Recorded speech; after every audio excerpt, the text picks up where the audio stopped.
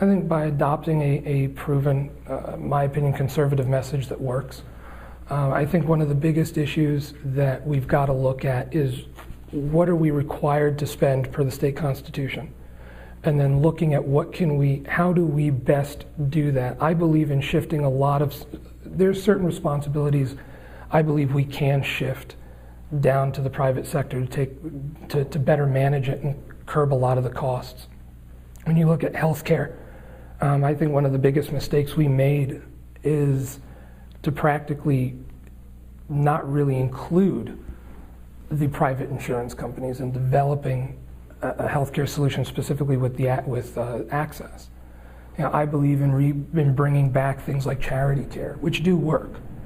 I spent time for several years living in a country that does have more of a single-payer system, and I don't believe the more we allow those kinds of things to happen, we'll have a problem with it.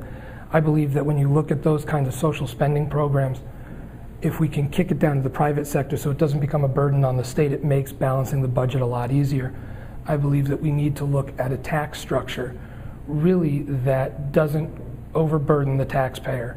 I don't believe that it's the responsibility of the taxpayer to pay for irresponsible government spending, and I really think that we need to look at those kind of policies that will make it easier for us to balance our budget by greatly reducing the size of our budget down to what we really need to provide. And I think that there is a fear sometimes in the government to allow the private sector to just work, because it requires the government to actually learn to let go of certain things. And that's something I want to work on, is cultivating that culture of, it works. There's a lot of Republicans in there who know it works, but it's just telling them this is what we've got to do and having that background and actually having done it.